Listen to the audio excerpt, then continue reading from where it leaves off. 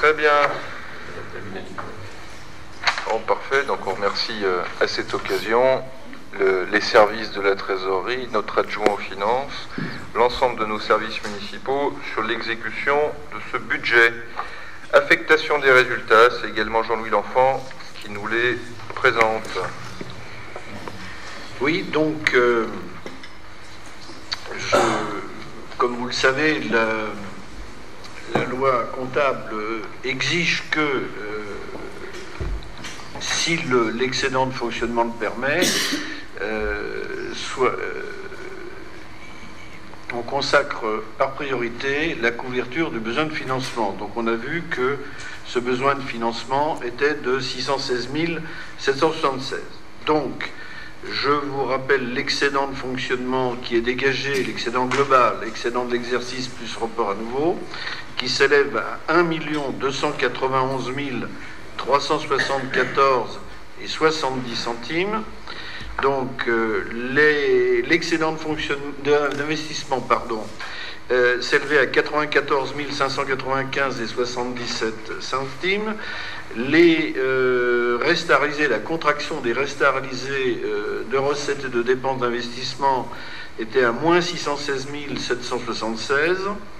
Donc, nous devons affecter la différence entre moins 616 et plus 94, soit 522 180,23, qui est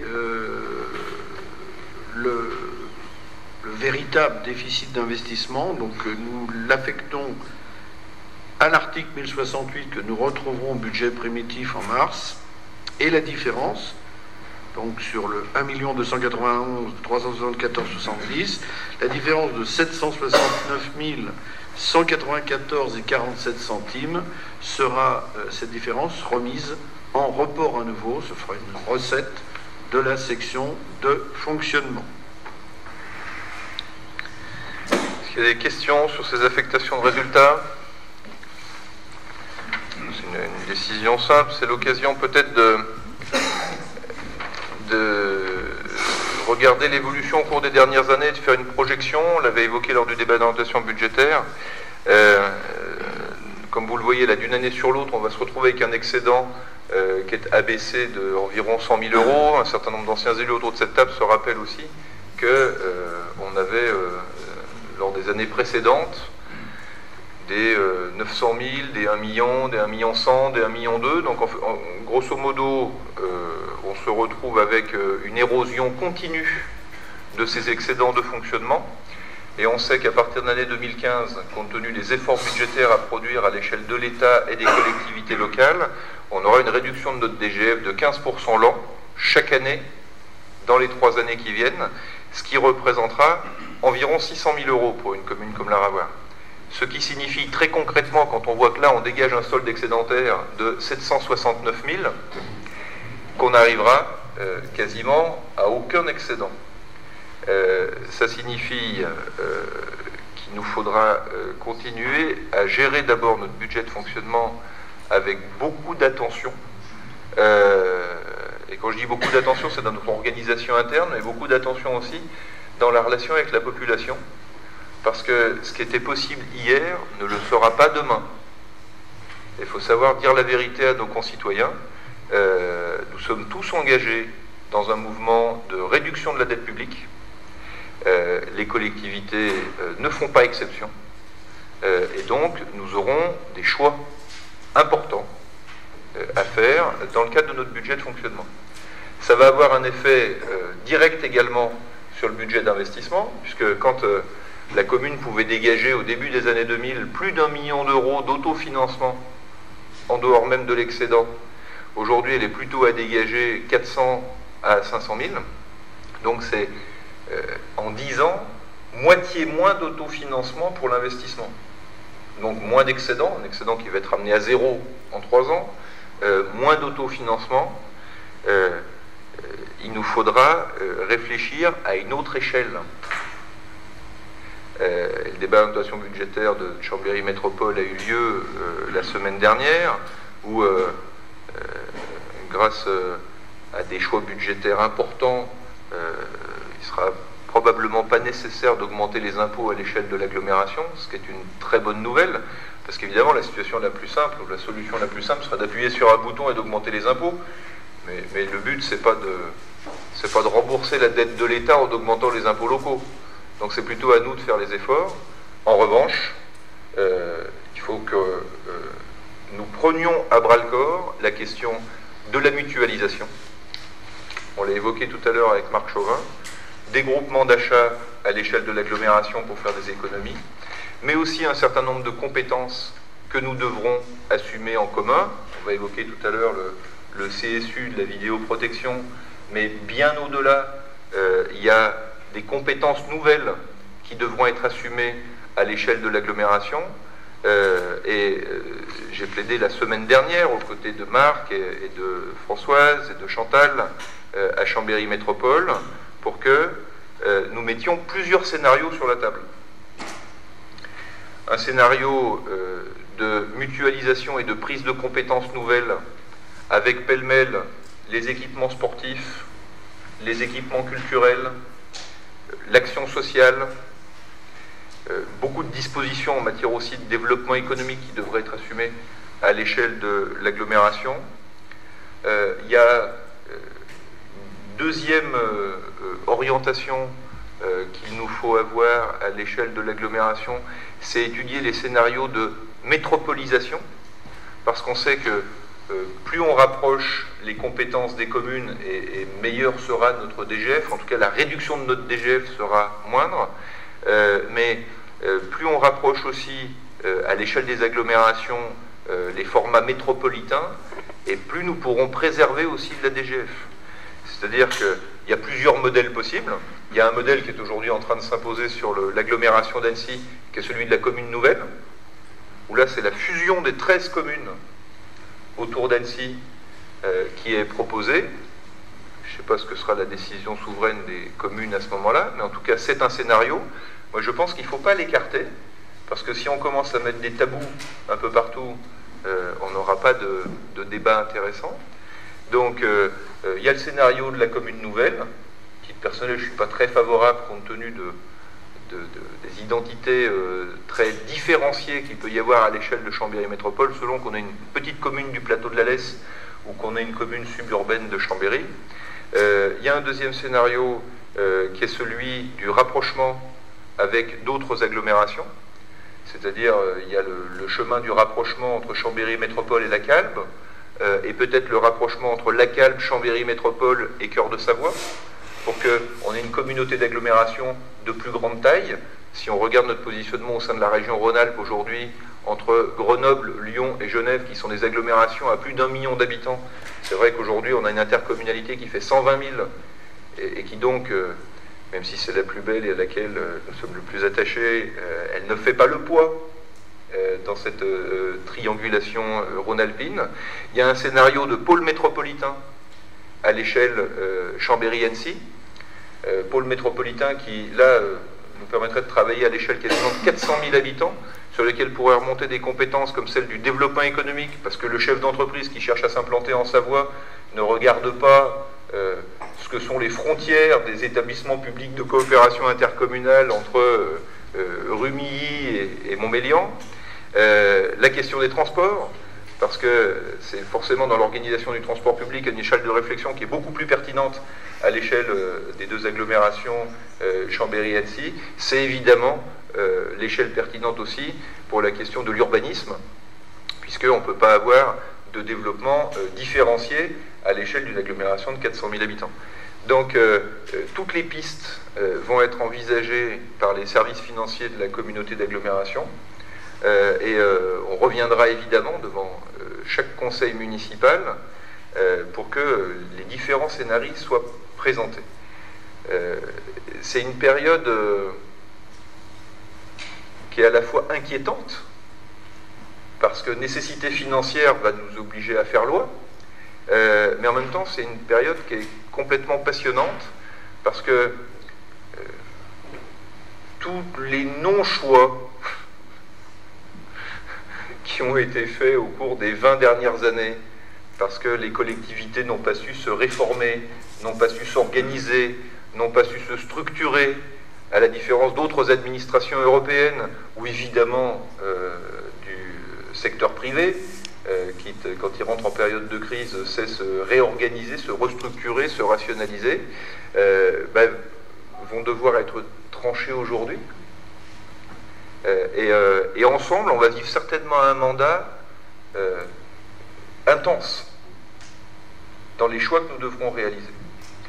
Il faudra qu'on le fasse ensemble, il faudra qu'on le fasse aussi en lien direct avec la population.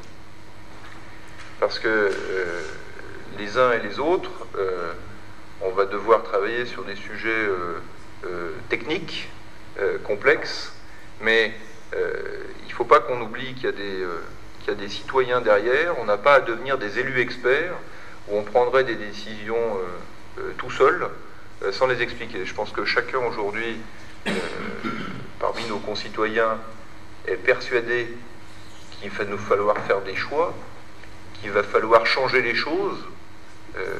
De toute façon, les mécontentements qui s'expriment régulièrement à travers l'abstention aux élections font que on nous demande de bouger, de nous remettre en mouvement. C'est maintenant. C'est donc probablement d'ailleurs l'année qui vient que nous aurons des décisions extrêmement importantes à prendre. Alors, on a montré quelques petits chemins localement, puisque la semaine dernière, on a pris des décisions d'ores et déjà sur notre CIVU de gendarmerie, pour que des structures intercommunales progressivement évoluent, changent dans leur fonctionnement. On a eu cette bonne nouvelle que le budget qui a été voté grâce à l'intervention de Thierry Gérard soit voté sans qu'on ne demande plus de cotisation aux communes, parce que ce n'était pas nécessaire à l'échelle du CIVU de gendarmerie qu'on le fasse. Et le même travail devrait être réalisé à l'échelle de notre action sociale intercommunale, à l'échelle de notre MAPAD, notre maison de retraite des Blés d'Or. On devra réinterroger l'ensemble de nos politiques en matière d'équipement public, et on devra se réinterroger sur les transferts de compétences nouvelles à l'échelle de l'agglomération, pour que à tous on gère mieux et à moins cher, pour qu'on sache préserver ce qui doit réellement rester du domaine de la pertinence communale. Et c'est un débat qui est très large, qu'on va ouvrir au cours des mois qui viennent, mais je voulais vous le dire aujourd'hui sur la base de ces résultats financiers. Nous avons à produire une réflexion très importante pour fabriquer les communes et les intercommunalités de demain. Qu'est-ce qui doit rester à l'échelle de la commune? Qu'est-ce qui doit être assumé à l'échelle de l'intercommunalité? Qu'est-ce qui doit être organisé à l'échelle du département? Qu'est-ce qui doit être pensé stratégiquement à l'échelle de la région? On va sortir d'une ambiguïté énorme, qui était la pire ambiguïté de notre République, c'était que tout le monde pouvait tout faire, ce qui faisait que quand on avait un panneau de chantier, il y avait tellement de cofinanceurs qu'il fallait quasiment le faire recto verso. Là, au moins, il y aura une collectivité, une compétence. Ça va clarifier les choses. Mais c'est notre responsabilité directe de dire à quel niveau de collectivité on assumera la compétence. On a bien fait d'être élu la dernière fois, parce que c'est maintenant que ça se passe. Voilà. Il y a des mandats beaucoup moins passionnants que ceux-là. Gérard Blanc. Oui, j'avais prévu d'attendre la fin du conseil municipal, justement, pour vous interpeller sur le compte-rendu de cet important conseil communautaire qu'il y a eu à Saint-Baldoff, parce qu'effectivement, vous avez énuméré les questions que j'allais soulever, en sachant qu'il y a... Moi, j'ai quand même deux inquiétudes dans ce grand mouvement de réforme territoriale, c'est que les deux précédents, j'irais montée en puissance ou redéfinition des territoires, si on pense à la construction européenne, je vais relativement loin, où on a fait des élargissements un petit peu à marche forcée, de façon très technocratique, avec des experts autoproclamés qui trouvaient que c'était bien, avant même de vérifier que les citoyens se reconnaissaient dans un espèce de projet européen. On en voit un petit peu les conséquences aujourd'hui. Plus près de nous, il y a quand même cette désastreuse, dans la méthode en tout cas, puis dans certains résultats, réforme territoriale sur son volet, à la fois dans la façon dont ça s'est posé, c'est-à-dire, à mon avis, on a fait tout à l'envers, c'est-à-dire qu'on a commencé par des métropoles. Il y a peut-être besoin de métropoles, elles existaient de fait, donc c'était bien de les reconnaître et de les organiser. Mais après, on fait du découpage de gâteaux pour recréer des régions, en faisant moins, selon la règle qui, à mon avis, n'est pas tout à fait exacte, que plus on est gros, plus on est bon, parce que je crois que ça peut des fois se discuter. Il y a des territoires, des fois, c'est l'identité, c'est l'unité, c'est les caractéristiques ou les volontés politiques qui font aussi la force de ces territoires, c'est pas forcément le nombre d'habitants ou le nombre de kilomètres carrés. Donc on a découpé ce gâteau, je dirais, sans que les citoyens, sans que les élus locaux, je dirais, ne soient consultés. Et on se retrouve avec des territoires, je dirais, qui sont imposés, qui sont un petit peu absurdes et qui sont gros.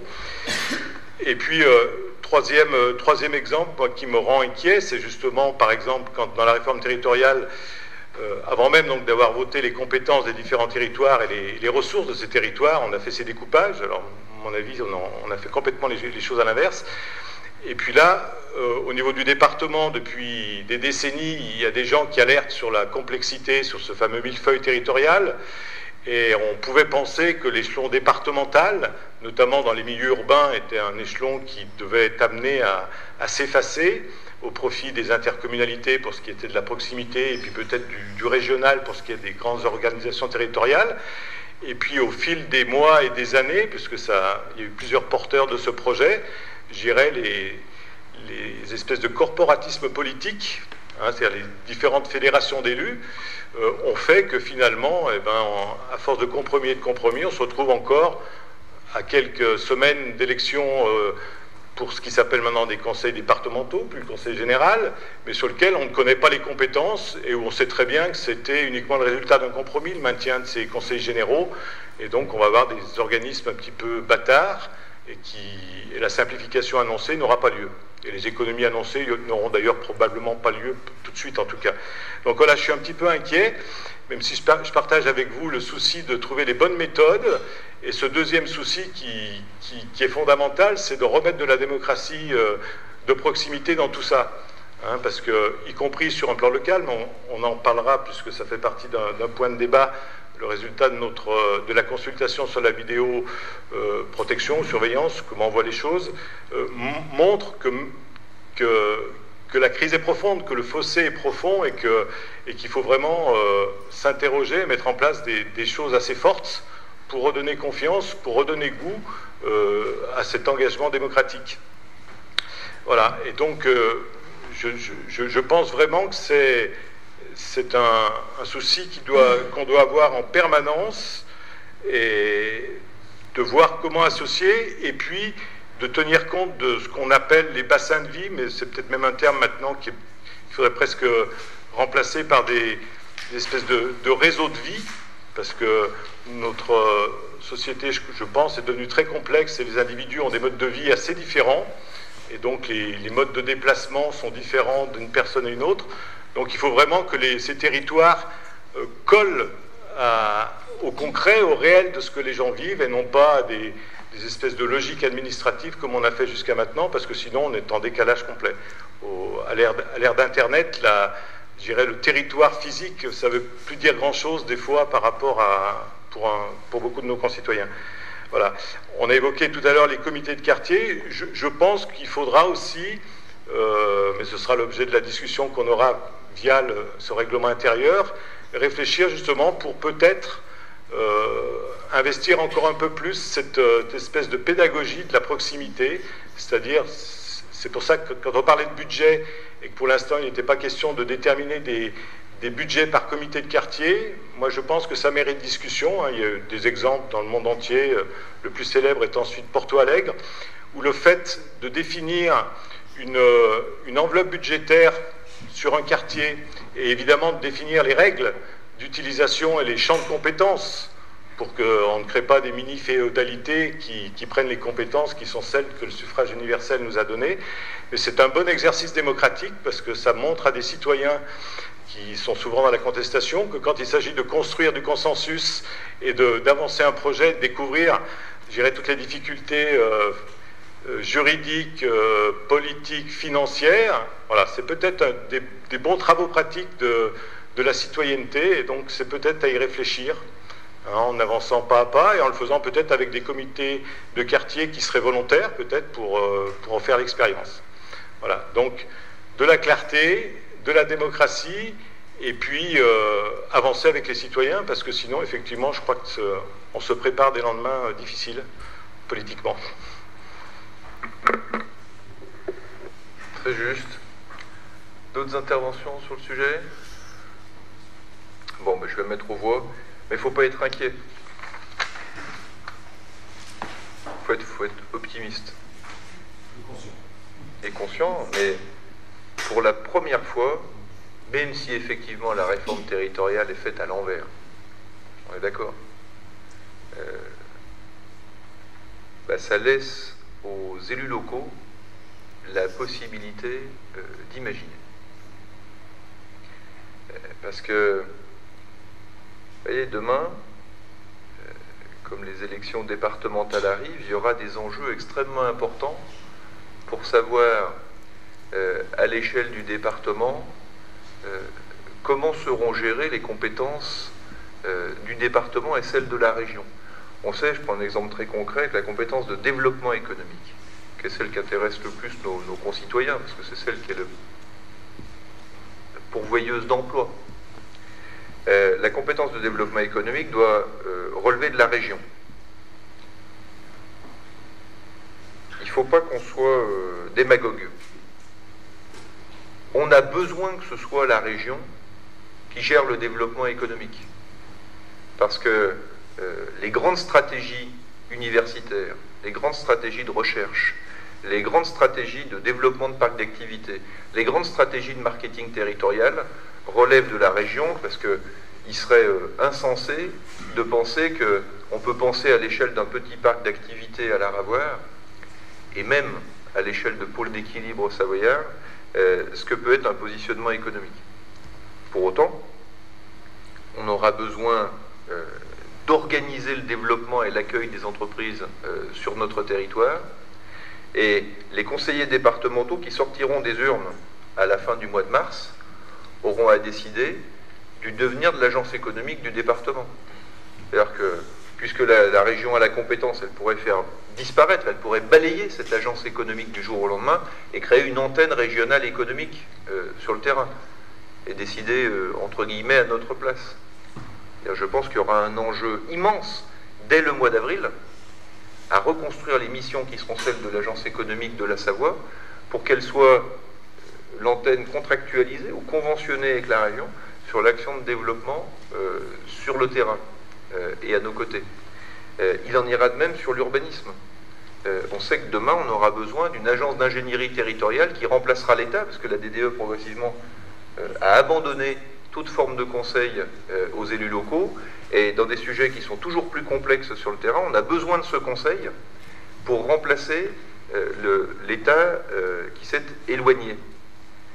Ces agences départementales d'ingénierie territoriale, elles devront être montées demain par les conseillers départementaux. De la même manière, la péréquation entre les EPCI sur le territoire devra également être pensée à l'échelon départemental, parce que il ne faudra pas que ça devienne la loi de la jungle entre les EPCI qui ont plus d'argent et ceux qui en ont moins. Et donc on va être obligé de trouver des formes d'équilibre et de réorganisation du département. Moi, je ne crois pas que le fait que l'État n'ait pas précisé les compétences départementales avant les élections départementales, ce soit un tort. Parce qu'en fait, ce sont bien les élus qui sortiront des urnes à la fin du mois de mars qui vont décider de ce qu'ils feront du département. Moi, ça fait des années que j'explique qu'il faut que les communes s'effacent pour laisser la place à l'intercommunalité, et qu'il faut que le département s'efface pour faire la place à la région.